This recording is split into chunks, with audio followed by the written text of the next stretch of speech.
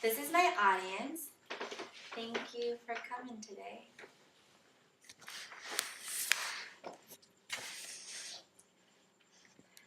When I was 5, I already knew I was deadly allergic to peanuts.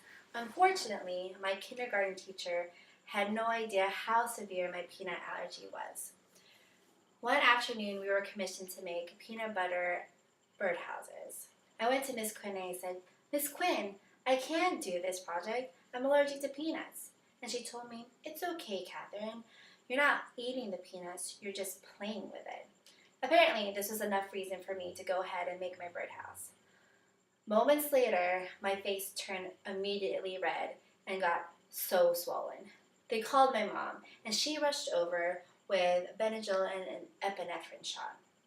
She was so infuriated. She didn't understand why I was playing with peanut butter, and the school already knew that I was so allergic to peanuts. Food allergy and anaphylaxis awareness is so important. It's important to know and recognize food allergy symptom reactions. It's important to get food allergy tested by board certified allergists, and it's important to have a treatment plan ready and treatment at hand for when you do have a food allergy reaction. When you start recognizing symptoms like rashes, hives, itchy mouth, itchy throat, swollen lips, swollen throat, or gastrointestinal reactions like vomiting or diarrhea, or even trouble breathing, you have to contact your doctor immediately. The doctor at that point can tell you you need to go to the emergency room or you need to schedule an appointment with your allergist. So the allergist at the consultation will discuss a plan of action and treatment for when a situation like this can happen. At my job, I work in an allergy office. I hear tragic stories like this almost every day. One of our patients who's highly allergic to peanuts is even getting bullied at school because of her peanut allergy. One day, the bully took a handful of peanuts and smothered the peanuts all over her face. People don't understand the severity of food allergies and food allergy anaphylaxis. People think that it's, something so small that it can be treated quickly and not deadly as the seriousness and the reality is. When you make an appointment with the allergist, there's different tests available to see how allergic you are to food. There are different levels of immune responses. The doctor will sit down with you and go over your history, your current symptoms, and see what foods trigger these immune responses. A preliminary test is skin testing. Skin testing is a scratch test that is placed on your back with allergens.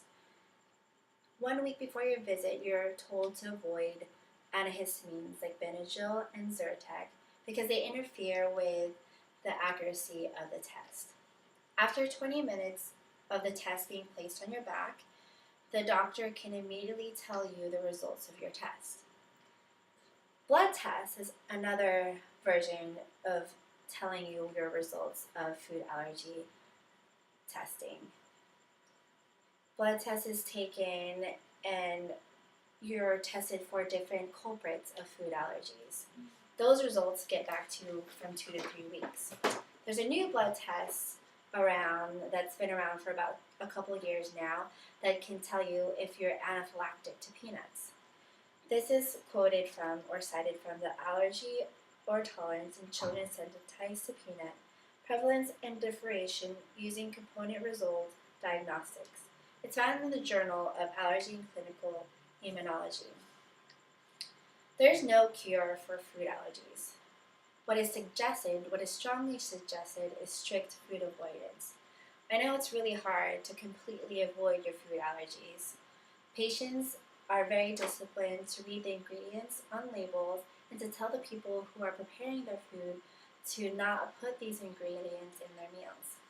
True story, about almost 15 years ago when I first moved out here, I was at a dinner party at an Indonesian restaurant.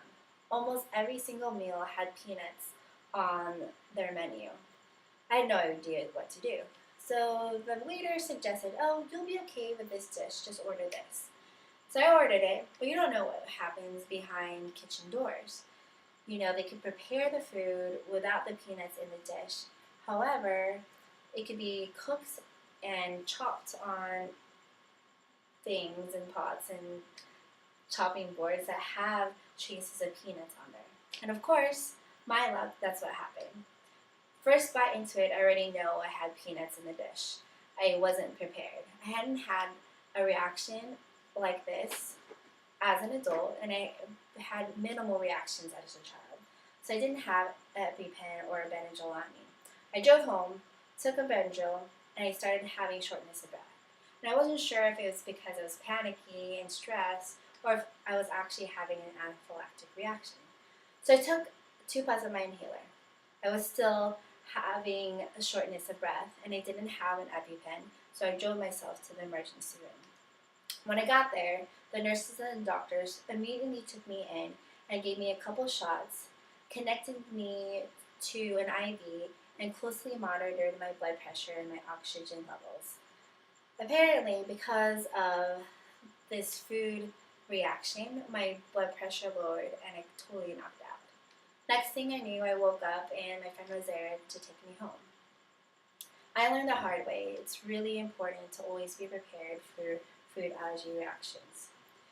Your doctor will go over with you at the appointment a possible treatment plan and what to do when something like this happens.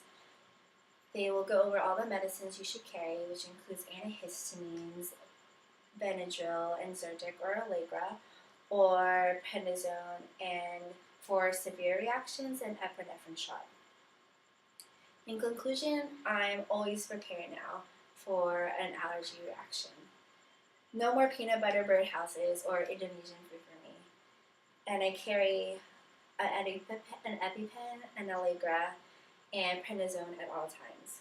I hope you know how to recognize if symptoms like this happens to yourself or your friends, and I hope you are able to take the precautionary measures to make an appointment and figure out what it is you need to do. Thank you.